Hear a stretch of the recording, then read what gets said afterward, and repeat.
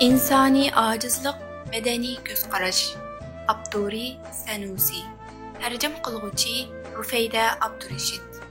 İnsanның acizligi hammaga ayon bo'lgan reallik bo'lib, Alloh taolo bu haqiqatni tilga ilib bundoq degan. İnsan nafsi xohishiga xiloflik qilishdan ojiz yaratildi. Sura Nisa 28-oyat.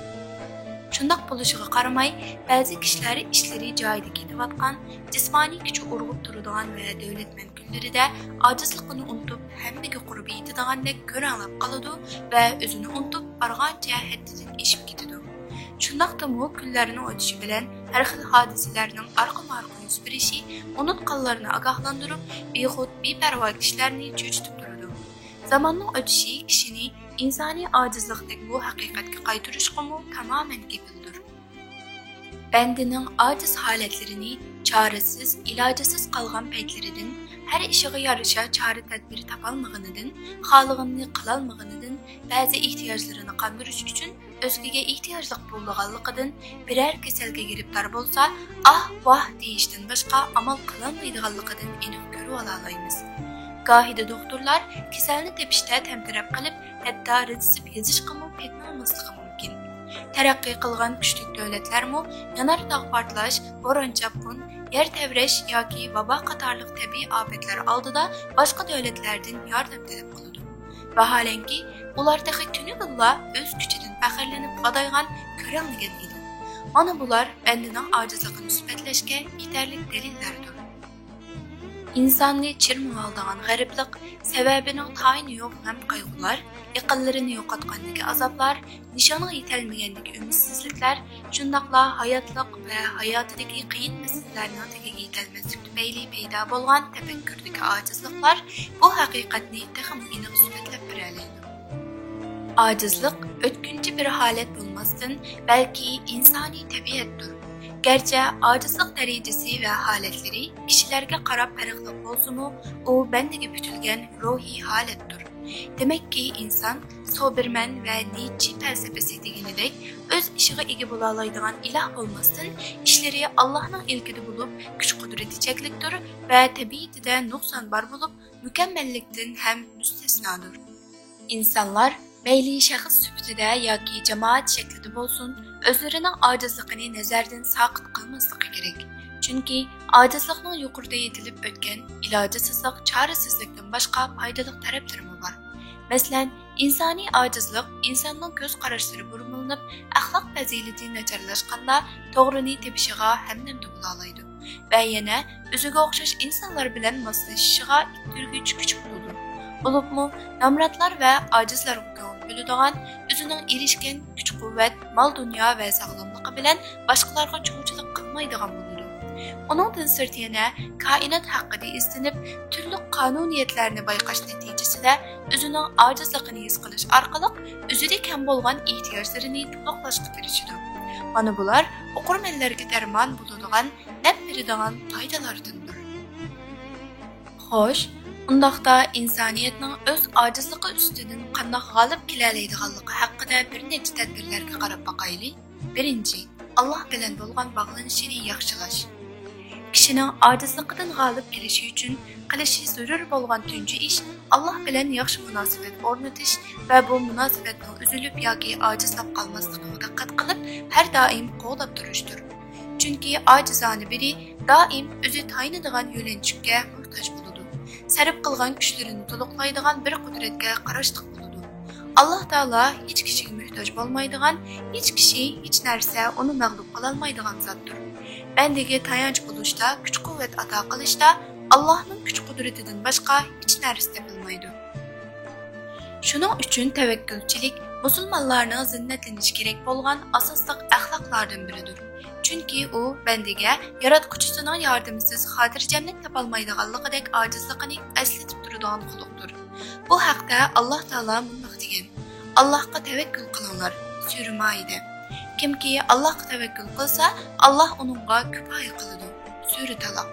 Va bir hadisda bunday deyilgan: Agar sizlar Allohga haqiqiy ravishda tavakkul qilsanglar, Alloh sizlarga atigini uvusidan och holatda chiqib ketib, kechda to'q holatda qaytib kelayotgan qushlarga rizq bergandek rizq beradi.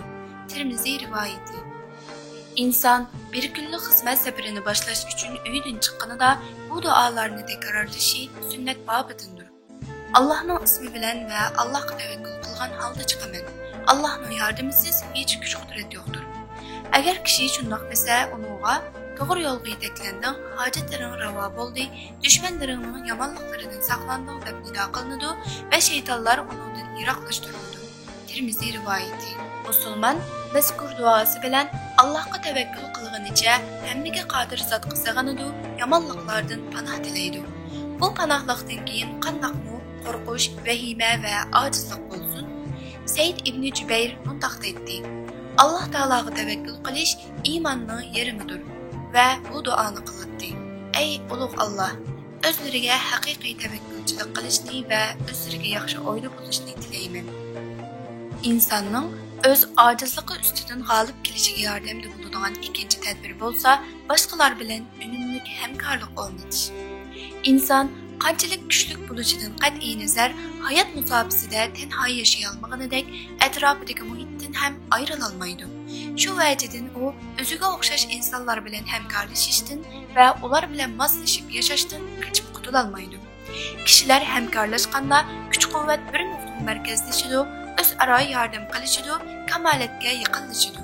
Har bir shaxs o'zini yashayotgan jamiyatiga bag'ishlaydi va uningdan ma'lum darajada mehrlanadi. Shuning uchun banda boshqalar bilan chiqishib o'tishni yaxshi ko'radigan va o'z xildagilar bilan ulfat bo'lish istagiga moyil bo'lgan tabiatda yaratilgan.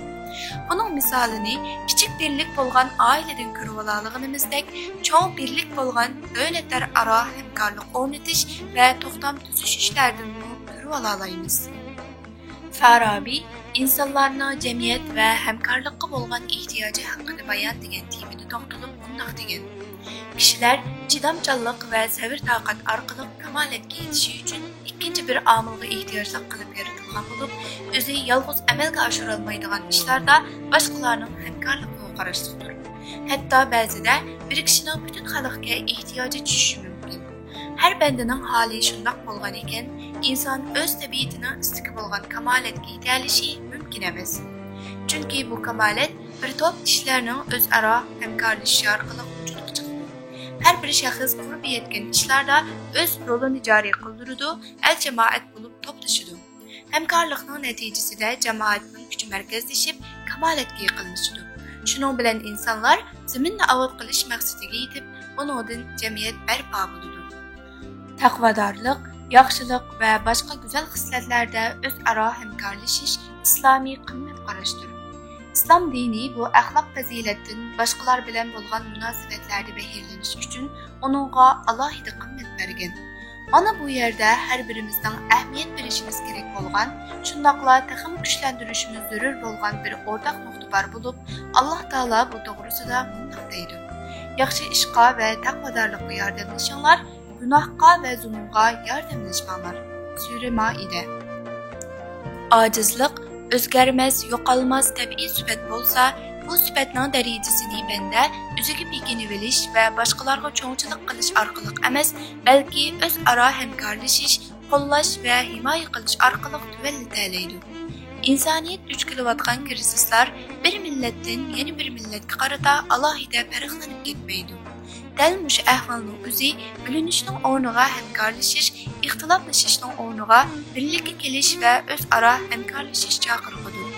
Undaq bo'lmagan bo'lsaydi, insonlarning ojizlik doirasi texmo kengayib, balay musibatlardan aslo qutulg'ili bo'lmaydi, ojizlik va zaiflik texmo yomon bir o'smaga aylanadi. Payg'ambar sallallohu alayhi va sallam yosh vaqtida shahid bo'lgan Fuzul ittifoqini eslab bundoq deydi: Abdullah ibn Jad'anning uyida mislsiz bir kelishimni ko'rdimki, o kelishim menga qizil tugi birlashidan bekrak afzal edi. Agar islomda shuningga chaqirilsam-mu, albatta ma'qul ko'rdim. Va yana payg'ambar alayhisalom Ash'ari qabilasidagilarning ularga musibat kelgandagi hamkorligini maqtab, Ash'ari qabilasining urushda uzuq-tuligi tugab ketsa yoki shahardagi oila tavobatlarining ashliqi azlab qolsa, hammalar o'zida borni bir yerga yig'ib tang bo'lishadi. Ular mendan, men ulardan degan. Buxoriy rivoyati. Shuning uchun biz barcha ojizligimizga qarata fidoilik rolini o'ynaydigan, yordam qilishga rag'batlantiradigan, hamkorlikqa undaydigan madaniy jamiyatni barpo qilishga, rivojlantirishga va uni kuchlantirishga muhtojmiz. Rasmiy idora organlar qanchalik kuchli bo'lib ketsin, madaniy jamiyatning o'rnini bosolmaydi. Uning rolidan bizni hargizmi behojat qilolmaydi. Bu yana bir nuqtadan qaraganda, yaxshilik qilib insoniyatga tuhfa qo'shishda jamiyatning harakatlantirgich kuch ekanligini, aktiv omil ekanligini, faol xizmat qilganligini ko'rsatadi. O'zimizning va boshqalarning ojizlikqa to'g'ri yuzlanish maqsadida mayli shaxs, mayli jamiyat bo'lsin, birlikda insoniy ojizlikqa taqobil turadigan fuzul ittifoqiga muhtojdirmiz va bu bir haqiqatdir.